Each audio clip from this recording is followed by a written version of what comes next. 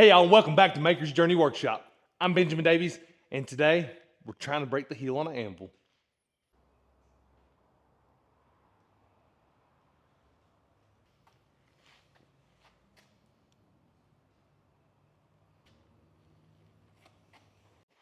Before you ask, no, I'm not destructive. No, I don't want to hurt my tools. But about 2 months ago, we made this video right here. Yep, and in that video, we're teaching you how to make a hardy tool the traditional way at the anvil with a subpar, lesser than anvil. A lot of folks prefer making these things in swage blocks, or nowadays the common practice is a striking anvil, which is just a rectangular piece of steel with a square hole through it. It's a pretty great method, and it seems to work pretty well. But if you know anything about our channel, we're all about creative workarounds and trying to address things from a beginner standpoint, from a shop that might not have some of the tools like you see in the background here. We didn't start out with those tools. We had to learn how to be creative and the workarounds to get the job done. And I was quickly able to learn early on that you don't necessarily have to have the best tools or even the correct tools to achieve the outcome you want. It might take some grit, it might take a lot longer, but with some determination and some creativity, you can work around not having the optimal tool to create the outcome that you wanted. And that's what this video is mainly about. So after we made that video, we took it and we edited it up and we put some shorts and some reels on our main page. And we did this reel right here.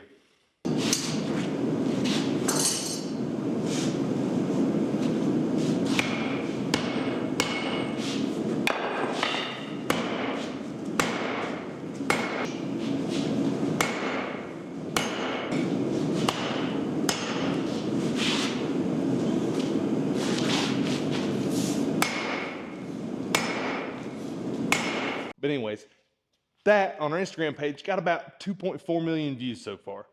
That's a pretty good reel for us. But it also attracted a lot of comments, and some of the comments weren't so great. A lot of the comments were negative and saying, you're gonna break your heel, you don't know what you're doing, your anvil shakes too much. Most of the comments, they lacked context. They didn't realize that this is from our YouTube channel, starting out, starting dirty. And there's a reason that our anvil is mobile, and there's a reason we've got a chain around it, and there's a reason we've got a smaller anvil, and we're showing you how to do that. Smaller anvil is much better than that chunk of steel that we started our channel with. If you've not seen some of our earlier videos, you should go check out. Yeah, those are, I mean, we're making things out of a chunk of steel. It's pretty cool. It's pretty inspiring for myself to realize that if you've just got some determination, a little bit of grit, you can go as far as you want to go. Just keep pounding. You know, I've always heard this fable about how you can break the heel off of an anvil from hitting it too hard. And I'd heard the story about during the Civil War that generals would go through the camps and they would break the heels and the horns off of anvils. And I've even seen some pretty beat up anvils that are missing horns and missing heels. But I've never seen anybody do it. Never seen anybody actually break the heel off while forging. So I thought, I'm gonna make the video and we're gonna try. Let's see if we can do it. I'm gonna do it once a day for about a week and while I'm fresh, and that way I'm not wearing myself out making 10 of these in a day, and let's see if I can break it. So myself, 6'3", 350-pound guy, 12-pound hammer, itty bitty anvil. I tried to break this thing, but as you can see here, it didn't break. What are these? These are little thumbtacks and nails, and these are the way that I was trying to break the anvil. I thought instead of making multiple hardy tools that I didn't really need in the shop, let's try to make some nails, some oversized nails. But first we started with the nails the first 2 days, and here's what I had to do with the nails.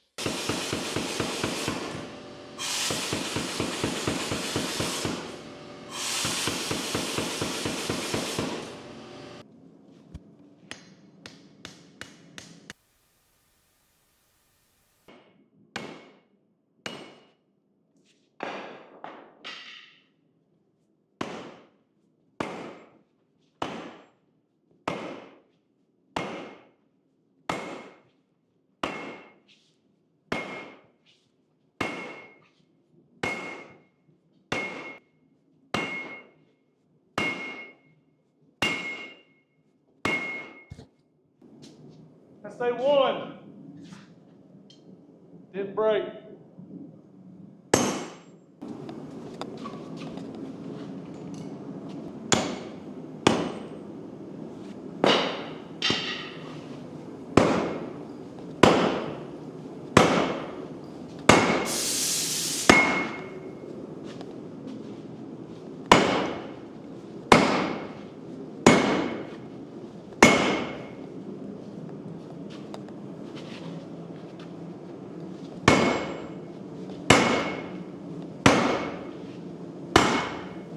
Those nails were so long, especially out the back, that I had to curve them, and I didn't really like that.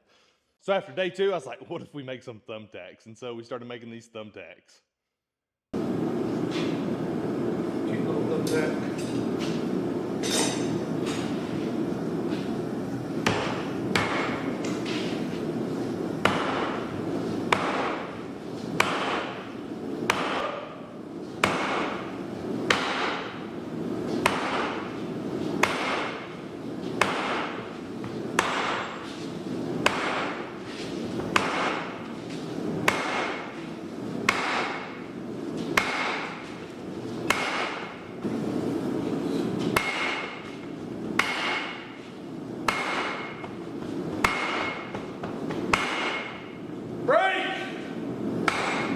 Miles, get some more heat.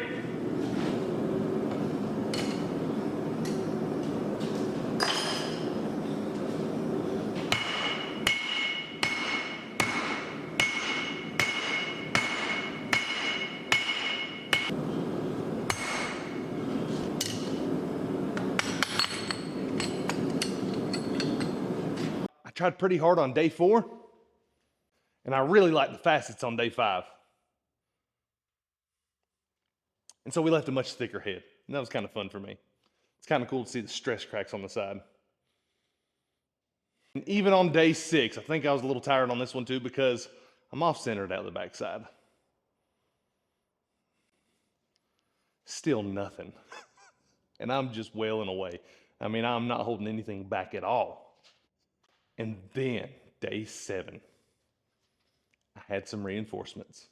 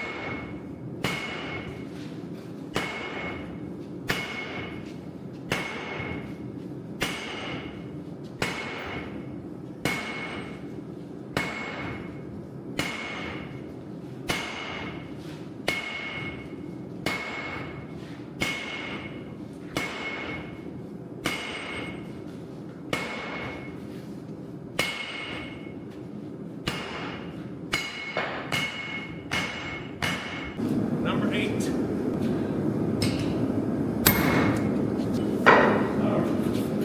See if that gets in the frame. Look at that. We're team striking. Surely Carson and I are just going to break the heel off that thing. We are trying to hit it pretty hard. Carson's a lot more methodical than I am and a lot more accurate with his hammer blows. But he's a pretty big guy too. He's a little bit taller than I am, so he's got some leverage. Here's number 8. We made 2 that day. I sent number 7 home with Carson. But even after all that, it still didn't break. I was pretty impressed. So for me, I'm debunking this myth. I think it's a total fallacy.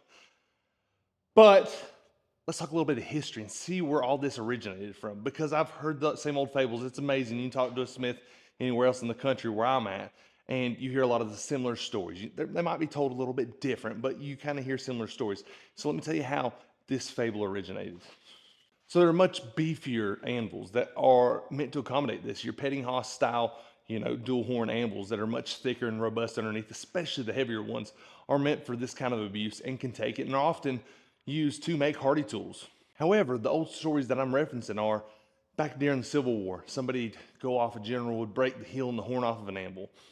I heard another one. This is what Carson, and I don't have names or dates, so forgive me. So here's what Carson told me, because Carson lives up towards Virginia, and there's a lot of history and battles that took place around those areas, and he's pretty informed on it. He said he'd heard one general or military leader, I might be just using general as a universal term, would go through, get it hot enough to harden, and they'd stick it in the lake, and they'd harden it. So, you know, we're thinking, I don't know, 150, 300 pound anvil, somewhere around there. I'm thinking it's pretty common size. So they're hardening this. Mind you, they don't have the side by side or the forklift to break out, but they're hardening this in the lake. And then they'd bring it out of the lake, and then they'd break the heel and the horn off. There's several things that doesn't make sense about that to me, and it might be totally true. That seems like it takes a lot of time, and I'm pretty protective how I spend it. So why go through all that effort? If you're just pillaging and conquering somebody, why not just take their anvil? Why hurt it? Especially since you can't go to the local Home Depot or, you know, Cane's or wherever and pick one up, or, you know, Amazon and call Vibor up. Why would you destroy an anvil? I don't get it. Makes no sense to me. The second one I heard was they never even, you know, had to put them in the lake. They just go through and they'd hit them with a sledgehammer on the heel and the horn and knock it off. I'm pretty stout, and I couldn't break that thing, and I was trying. I guess men were just men back in the day, if that's true. I got nothing. So that one doesn't make sense to me either. But then Carson dropped this little pearl on me, and it made perfect sense. There's a stake anvil, which is like a jeweler or an armorer's anvil. It just looks like a big T, and it'll come up about 18 inches, and it'll go about 18 inches one way and 18 inches the other way. Just a big goofy thing. But it has a tapered stake that you're supposed to hammer into a stump. It's not for growing metal on, it's for shaping metal on. Forming, not forging, as we talk often. Like I said, armorers.